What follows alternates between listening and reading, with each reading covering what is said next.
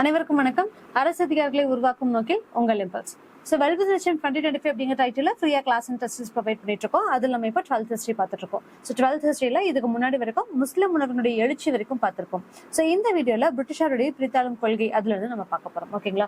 பிரிட்டிஷாருடைய பிரித்தாளும் கொள்கை எதனால வந்துச்சு? இதுல நம்ம என்ன பார்த்திருப்போம் அப்படின்னு சொல்லி பார்த்தோம்னா, தேசியம் அப்படிங்கிறது 3 விதமா பிரிக்கப்பட்டிருக்கும். ஒன்னு என்ன அப்படின்னு சொல்லி பார்த்தோம்னா, எல்லாரும் விரும்பக்கூடிய இந்திய தேசியம் அப்படிங்கிறது இருக்கும். அது மக்கள் யாருமே வேற வேற கிடையாது, எல்லாருமே ஒன்றுபட்டவங்க அப்படின்னு சொல்லக்கூடிய ஒரு இந்திய தேசியமா தான் இருக்கும். ஓகேங்களா? இன்னொன்னு என்னவா இருந்திருக்கும் அப்படின்னு சொல்லி பார்த்தோம்னா, இந்து தேசியம் அப்படின்னு சொல்லக்கூடியதா இருக்கும். இந்து மக்களை அவங்களுடைய கொள்கைகளையும் அவங்களுடைய மத உணர்வுகளையும் மேம்படுத்துறதுக்காக இந்து தேசியம் அப்படிங்கிறது உருவாயிருக்கும். அதே மாதிரிதான் முஸ்லிம் தேசியம் அப்படிங்கிறதும். இதுவும் எதுக்காக அப்படின்னு சொல்லி பார்த்தோம்னா, சிறுபான்மையரா அந்த டைம்ல அவங்க இருந்திருப்பாங்க. பிரிட்டிஷர்ஸ்க்கு முன்னாடி வரைக்கும் யார் ரூல் பண்ணிட்டு இருந்தாங்க அப்படின்னு சொல்லி பார்த்தோம்னா, இஸ்லாமியர்கள் தான் ரூல் பண்ணிட்டு இருந்திருப்பாங்க. அப்ப அங்க இருக்கக்கூடிய நிலக்கிழார்கள், நிலப்பிரபுக்கள் இவங்க எல்லாருமே முஸ்லிம் மக்களை சார்ந்தவங்களா தான் இருந்திருப்பாங்க. அவங்களுக்கான சலுகைகளும் கிடைச்சிட்டு இருந்துச்சு. ஆனா பின்னாடி போக போக என்னாச்சு அப்படின்னு சொல்லி பார்த்தோம்னா, போன வீடியோஸ் நம்ம பார்த்திருப்போம். 1817 உருதுக்கு பதிலாக ஹிந்தி கொண்டு வந்திருப்பாங்க, அரேபிய எழுத்துக்கு பதிலாக நாகரி எழுத்து கொண்டு வந்திருப்பாங்க. இதனால என்ன இருக்கும் அப்படின்னா, இவங்களுடைய பயம் இன்னும் அதிகமா இருக்கும். ஓகேங்களா? இந்த காரணங்கள் என்ன பண்ணிருப்பாங்க அப்படின்னு சொல்லி பார்த்தோம்னா, இப்ப நம்ம பிரிட்டிஷர் அப்போஸ் பண்றதா இல்ல சப்போர்ட் பண்றதா அப்படிங்கக்கூடிய ஒரு கட்டத்துக்கு வந்திருப்பாங்க. அதுல இப்ப நம்ம பார்ப்போம். அப்ப தேசியம் அப்படிங்கிறது முதல்ல எப்படி கேட்டகரைஸ் பண்ணியிருந்தாங்க அப்படின்னு சொல்லி பார்த்தோம்னா, 3 வகையா பிரிச்சிருந்தாங்க. அவங்களுடைய உணர்வுகள், முஸ்லிம் அப்படிங்கும்போது அவங்களுடைய உணர்வுகளும் அவங்களுடைய கோட்பாடுகளும் முன்னிறுத்தி அவங்களுக்குன்னு சொல்லிட்டு சில இயக்கங்களை உருவாக்க ஆரம்பிச்சாங்க, கல்லூரிகளை உருவாக்க ஆரம்பிச்சாங்க, பள்ளிகளை உருவாக்க ஆரம்பிச்சாங்க. இந்த மாதிரியான விஷயங்கள் எல்லாமே நடந்துட்டு வந்துட்டு இருந்துச்சு. ஓகேங்களா? இப்போ இதுல ஏன் பிரிட்டிஷர்ஸ் இவங்களுடைய பிரித்தாளும் கொள்கையை கொண்டு வராங்க அப்படின்னு சொல்லி பார்த்தோம்னா, முக்கியமான ரீசன் அப்படின்னு சொல்லி பார்க்கும்போது, காங்கிரஸ்ல என்னவா நடந்துட்டு இருந்துச்சு அப்படின்னு சொல்லி பார்த்தோம்னா, அவங்களுடைய அதாவது இந்துக்களுடைய அவங்களுடைய கொள்கைகளையும் அவங்களுடைய ஒரு உயர்த்தர வகுப்பு உருவாயிட்டு இருந்துச்சு. அவங்களுக்காக சொல்லிட்டு அவங்களுடைய மறுமலர்ச்சி அப்படின்னு சொல்லிட்டு ஒரு ஸ்ட்ராங்கான ஒரு செட் ஆஃப் பீப்புள் உருவாக்கிட்டு இருந்தாங்க. இதை இவங்க எப்படியாவது ஸ்டாப் பண்ணியே ஆகணும். எதனால அப்படின்னு சொல்லி பார்த்தோம்னா, இப்படி இவங்க வர ஆரம்பிக்கிறாங்க அப்படிங்கும்போது அது பிரிட்டிஷருக்கு இன்னுமே அடியாதான் இருந்துட்டு இருக்கும். பாப்புலேஷன் அதிகமா இருக்காங்க அண்ட் மோரோவர் அவங்க படிச்சவங்களாவும் இருக்காங்க. இதனால பிரிட்டிஷருக்கு அதிகமா ப்ராப்ளம் வரும். அப்ப இவங்களுடைய முயற்சியை நம்ம தடுத்து நிறுத்தணும் அப்படின்னு சொல்லி பார்த்தோம்னா, அதுக்கு யார் இவங்க யூஸ் பண்ணிக்கிட்டாங்க அப்படின்னு சொல்லி பார்க்கும்போது, இந்த முஸ்லிம் வர்க்கங்களை யூஸ் பண்ணிக்க ஆரம்பிச்சிட்டாங்க. முஸ்லிம்கள் அப்படின்னு சொல்லி பார்க்கும்போது இவங்க சிறுபான்மையராகவும் இருக்கிறாங்க. அட் த சேம் டைம் இவங்களுக்கு வேணுங்கக்கூடிய விஷயங்கள் எல்லாமே இவங்க கிட்ட இருந்து வாங்கக்கூடியதாகவும் இருக்காங்க. அப்படி இருக்கும்போது அப்ப இவங்கள நம்ம ஸ்டாப் பண்ண முடியாது. இவங்கள நம்மளுக்காக இஸ்லாமியர்களை பிரிட்டிஷர்ஸ்க்காகன்னு சொல்லிட்டு அவங்களுக்காக போர் பண்ணிக்கக்கூடியது, அவங்க எதிர்க்கக்கூடிய ஒரு கருவியா யூஸ் பண்ணிட்டோம் அப்படின்னா, அப்ப இவங்களுடைய தேவைகளை பூர்த்தி செய்யறதுக்காக சொல்லி இவங்களை சப்போர்ட் பண்ணுவாங்க. அதே சேம் டைம் என்ன ஆகும் அப்படின்னு சொல்லி பார்த்தோம்னா, இவங்களுமே நம்ம மறைமுகமா தோக்க முடியும் அப்படிங்கறதா இவங்களுடைய ஒரு நோக்கம். இதுதான் ஒரு பேசிக்கா இருந்துச்சு. இந்த மீன்கள் நம்ம இன்னும் என்ன பார்த்திருப்போம் அப்படின்னு சொல்லி பார்த்தோம்னா, 1906 சுதேசி இயக்கம் அப்படிங்கிறது உருவாயிருந்திருக்கும். ரைட்? இந்த டைம்ல எதுக்கு ஆரம்பிச்சுன்னா, வங்க பிரிவினை நடந்திருக்கும். 1905 வங்க பிரிவினை நடந்திருக்கும். வங்க பிரிவினை அப்பவும் என்ன ஆயிருக்கும் அப்படின்னு சொல்லி பார்த்தோம்னா, இந்துக்களும் முஸ்லிம்களுக்கும் நடுவில் ஒரு பயங்கரமான ஒற்றுமை இருந்திருக்கும். அதை பிரிக்கணும் அப்படிங்கறதுக்காக கொண்டு வந்திருப்பாங்க. ஆனா வங்காளம் பிரிக்கப்பட்டப்பவும் என்னவா இருந்திருந்தாங்க அப்படின்னு சொல்லி பார்த்தோம்னா, இந்து முஸ்லிம் அப்படிங்கிறவங்க ஒற்றுமையா தான் இருந்திருப்பாங்க. இது ஒரு முக்கியமான விஷயம். இதுக்காக சொல்லிட்டு சுதேசி இயக்கங்கள் உருவாக்கி இருப்பாங்க. அப்பவும் நிறைய கொஞ்சம் கிளாஷஸ் வந்திருக்கும். அகைன் 1916 லக்னோ பேக்ட்ல என்ன பண்ணிருப்பாங்க அப்படின்னு சொல்லி பார்த்தோம்னா, இவங்க எல்லாருமே சேர்றதுக்கு ஆரம்பிச்சிருப்பாங்க. ரைட்? அப்ப இந்து முஸ்லிம் அப்படிங்கிறது கம்ப்ளீட்டாவே லக்னோ ஒப்பந்தத்துல இவங்க 2 பேரும் சேர்ந்திருப்பாங்க. இதனாலையும் என்ன இருக்கும் அப்படின்னு சொல்லி பார்த்தோம்னா, பிரிட்டிஷருக்கு இன்னுமே பயம் வந்திருக்கும். எந்த அளவுக்கு நம்ம பிரித்தாளும் கொள்கையை யூஸ் பண்றோம் அப்படிங்கிறாலும் இவங்க ஒரு கட்டத்துல சேர்ந்துட்டே இருக்காங்க அப்படிங்கிறது ஒரு பிரச்சனையா அவங்களுக்கு இருக்கும். இந்த காரணத்தினால மறுபடியுமே லிட்ரலி இவங்க இந்த டிவைடட் எம்பரா அப்படின்னு சொல்லக்கூடிய பிரித்தாளும் கொள்கையை கையாளுறாங்க. ஓகேங்களா? இதுதான் இதோட பேசிக். என்ன ரீசன்? எல்லாரும் ஒற்றுமையா இருந்தாங்க அப்படின்னா இவங்களுக்கு அது ஒரு பெரிய பிரச்சனையா போகும். எல்லாருமே ஒற்றுமையா இருக்க பட்சத்துல யாருக்குமே இவங்க சப்போர்ட் பண்றது முடியாது அப்படிங்கிற பிரச்சனை வரும். அதுக்காக என்ன பண்றாங்க அப்படின்னா, மக்களை பிரிச்சு கலவரங்களை உருவாக்குறோம் அப்படின்னா அப்ப உள்நாட்டு கலவரங்கள் அதிகமா இருக்கும், நம்மள யாருமே பாதர் பண்ண மாட்டாங்க அப்படிங்கக்கூடிய ஒரு விஷயம் தான். ஓகேங்களா? இதுதான் ரீசன். இப்போ இவங்க என்ன பண்றாங்க அப்படின்னு சொல்லி பார்த்தோம்னா, கூட்டு இந்திய அடையாளம் அப்படிங்கிற அதாவது இந்திய தேசியம் ஒன்று உருவாயிட்டு இருக்குல்ல. ஐஎன்சி உருவாக்குறாங்க. ஐஎன்சிக்குன்னு சொல்லி எந்த ஒரு மதசார்பற்ற ஒரு தலைவர்களும் கிடையாது. ஐஎன்சியில இவங்க தான் இருக்கணும் அப்படிங்கக்கூடிய எதுவுமே இல்லை. 1885 உருவான ஒரு ஐஎன்சி அப்படிங்கிறது ரொம்ப தெளிவான மக்களை கொண்டு உருவாக்க ஆரம்பிச்சது. ரைட்? அப்ப இதை பார்த்து இவங்க என்ன பண்றாங்க அப்படின்னா, ஒரு கூட்டு தேசியம் அப்படிங்கிறது உருவாச்சு அப்படின்னா அது இவங்களுக்கு என்னென்னலாம் ப்ராப்ளம் உருவாக்கும் அப்படிங்கிறதுல இவங்க ரொம்பவே ஸ்ட்ராங்கா இருக்காங்க. அந்த காரணத்துல என்ன பண்றாங்க அப்படின்னு சொல்லி பார்த்தோம்னா, அதை நம்ம தடுத்தே ஆகணும் அப்படிங்கக்கூடியதுலயும் ரொம்ப முக்கியமான நோக்கத்துல இவங்க இருக்காங்க.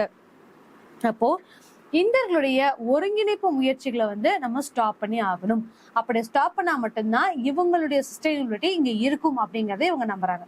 சோ பிரிட்டிஷ் ஏகாதிபத்தியம் பிரித்தாளும் கொள்கையை கையாண்டது. சோ இந்த டைம்ல தான் வந்து என்ன பண்றாங்க அப்படின்னு சொல்லி பார்த்தோம்னா, நம்ம வந்து இவங்களை ஒண்ணு சேர விடக்கூடாது, சோ இவங்களுக்கு நடுவில் கலவரங்களை உருவாக்கணும் அப்படிங்கக்கூடிய ஒரு முடிவுக்கு வருது.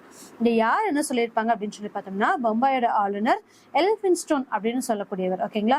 சோ இவர் தான் வந்து பாம்பேயோட கவர்னரா இருந்திருப்பார். இவர் என்ன சொல்றாரு அப்படின்னா, பழைய ரோமானிய லட்சியம், ஸோ அவங்க ஆல்ரெடி என்ன பண்ணியிருக்காங்க, உங்கள் பிரித்தாளும் கொள்கையை கொண்டு வந்திருக்காங்க, ரைட்.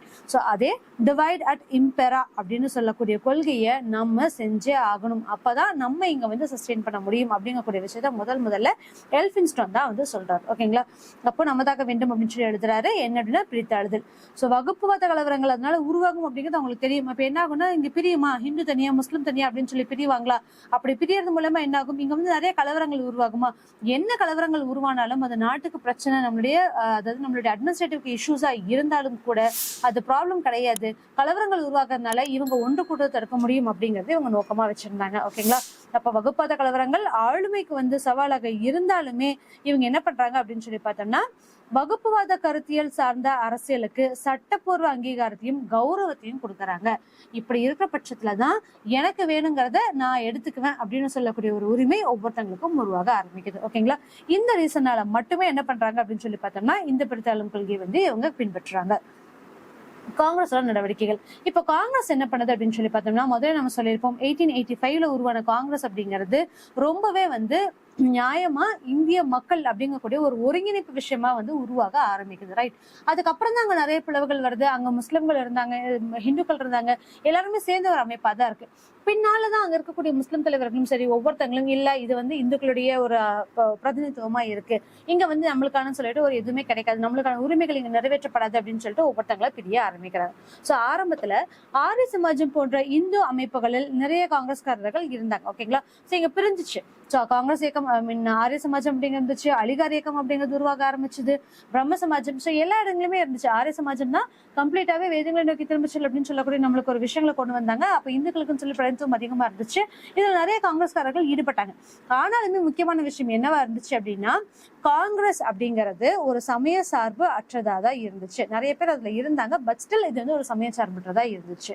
இந்திய தேசிய காங்கிரஸ் உடைய 3வது கூட்டத்திலேயே, ஓகேங்களா. சோ ஆல்மோஸ்ட் தேர்ட் கான்ஃபரன்ஸ் எங்க நடந்திருக்கும் அப்படின்னு சொல்லி பார்த்தோம்னா, சென்னையில நடந்திருக்கும், 1000 விளக்கு அப்படிங்கக்கூடிய ஒரு பகுதியில, ரைட். அப்போ எப்போ 1887.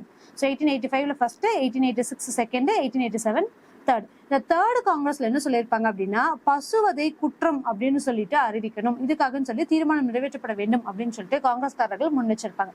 ஆனா பசுவதை தடுக்கிறோம் அப்படின்னா அப்ப அது யாருக்கு அப்போசிவா போய் நிற்கும் அப்படின்னு சொல்லி பார்க்கும்போது இஸ்லாமியர்களுக்கு தான். ஏன்னா அவங்களுக்கு வந்து அது ஒரு உணவா அவங்க எடுத்துக்கிட்டு இருந்தாங்க.